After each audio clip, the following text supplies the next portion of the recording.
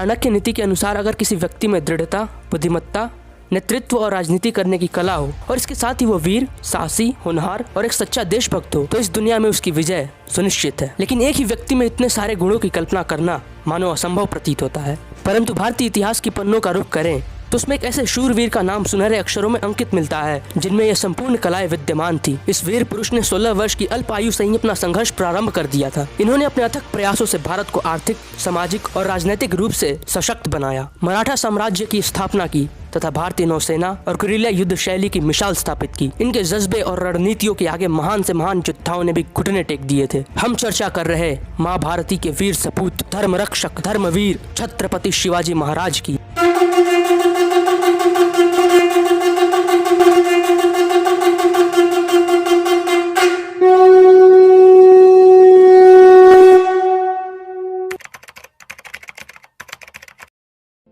फरवरी 1630 को पुणे स्थित शिवनेरी में शिवाजी का जन्म हुआ। जिस समय उनका जन्म हुआ उस समय उत्तर भारत में मुगल सम्राट शाहजहां का शासन था और डेक्कन के अहमदनगर में निजाम शाही, विजयपुरा में आदिल शाही और गोलकोंडा में कुतुब शाही का राज था। इनके पिता शाहजी भोसले बीजापुर सल्तनत में सेनापति के पद पर नियुक्त थे और वे वहीं रहा भी करते थे। मुगल बीजापुर शांति प्रस्ताव के तहत शाहजी भोसले को बीजापुर के दक्षिण में भेज दिया गया था। इसके साथ ही उन्हें पुणे की जागीर एकत्र करने की अनुमति थी, लेकिन वहाँ रहने की नहीं। इसलिए उन्होंने पुणे की जागीर अपनी पत्नी जीजाबाई और बेटे शिवाजी के नाम कर दी। उस समय शिवाजी बेहद छोटे थे, इसलिए उनकी जगह दादाजी कोंडादेव जागीर एकत्र किया करते थे। शाहजी भोसले की अनुपस्थिति में दादाजी ने शिवाजी का लालन पालन किया, उन्हें राजनीतिक और प्रशासनिक शिक्षा दी। इसके साथ ही उन्होंने घुड़सवारी, तलवारबाजी और निशानेबाजी का भी ज्ञान दिया। शिवाजी बाल्यावस्था से ही अपनी माता के प्रति काफी समर्पित थे। उनकी माता जीजाबाई काफी धार्मिक प्रवृत्ति की थी। उन्होंने अपने पुत्र को धार्मिक ग्रंथों और आदर्श व्यक्तित्वों की गाथाएं सुनाकर बचपन से ही उन्हें महान बनने की प्रेरणा दी। इसके अतिरिक्त उन्होंने शिवाजी के भीतर बुद्धि, कौशल,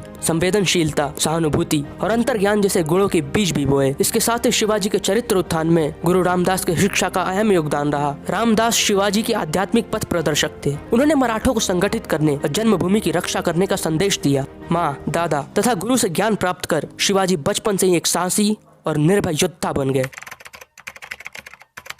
जब शिवाजी 16 वर्ष के हुए तब दादाजी कोंडादेव की मृत्यु हो गई, जिसके उपरांत पुणे की जागीर का आधिपत्य उनके हाथों में आ गया। परंतु शिवाजी को आदिल शाह की पराधीनता स्वीकार नहीं थी। 1646 में तोरणगढ़ के किले पर आक्रमण कर शिवाजी ने उसे अपने अधीन कर लिया। इस विजय में उनके हाथ एक बड़ा खजाना लगा, जिसकी मदद से उन्होंने 2 वर्षों के भीतर ही पुरंदर, कोंडाना, सुपा, बारामती, इंदापुर तथा चाकन किले पर भी अपना आधिपत्य स्थापित किया। इसके साथ ही उन्होंने रायगढ़ में अपनी राजधानी स्थापित की। 25 जुलाई 1648 को बीजापुर के सुल्तान ने अपने ही सेनापति शाहजी को बंदी बना लिया। पिता के बंदी बनने के कारण शिवाजी को कुछ समय के लिए अपना विजय यात्रा स्थगित करना पड़ा, लेकिन 1649 में पिता के रिहा होते ही अपनी विजय रथ पर सवार विजय यात्रा पर निकल पड़े। 1657 में शिवाजी को मारने के अथक प्रयासों के बावजूद मिली असफलताओं से थककर अफजल खान ने एक योजना के तहत शिवाजी से मिलने के लिए संदेश भिजवाया। 10 नवंबर 1659 को मिलने की तारीख तय हुई। बातचीत के दौरान अफजल खान ने मित्रता का हाथ बढ़ाते हुए शिवाजी से गले मिलने की इच्छा जाहिर की, लेकिन जैसे ही शिवाजी ने उसे गले लगाया उसने पीठ में खंजर से हमला कर दिया। शिवाजी उसके मंसूबों से पूर्णतः वाकिफ थे, इसलिए उन्होंने कवच पहले से ही धारण कर रखा था।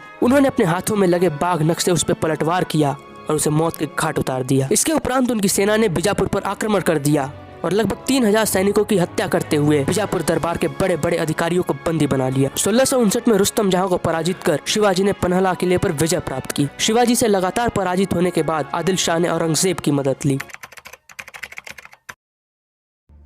1660 में औरंगजेब का मामा शाहिस्ता खान 1.5 लाख सैनिकों के साथ पुणे और आसपास के क्षेत्रों पर आक्रमण कर दिया और थोड़े ही दिन में उसने शिवाजी के लाल महल को अपने अधीन कर लिया। शाहिस्ता खान की इतनी बड़ी सेना को सरल युद्ध नीति से नहीं अपितु एक चतुर रणनीति से ही पराजित करना संभव था। इसलिए शिवाजी ने गुरिल्ला युद्ध नीति को अपनाते हुए 400 सैनिकों के साथ वेश बदलकर शाहिस्ता खान के शिविर पर आक्रमण कर दिया और उसकी 3 उंगलियां काट दी तथा अनेकों सैनिकों को मौत के घाट उतार दिया। शाहिस्ता खान पराजित होकर डेक्कन वापस लौट गया। 1670 में शिवाजी ने सूरत पर दोबारा आक्रमण किया और अपने राज्य का विस्तार किया। 6 जून 1674 को शिवाजी का राज्याभिषेक कर उन्हें छत्रपति घोषित किया गया, जिसके बाद वो छत्रपति शिवाजी महाराज के नाम से प्रख्यात हुए और बचपन में देखा गया उनका हिंदवी स्वराज का सपना साकार हुआ।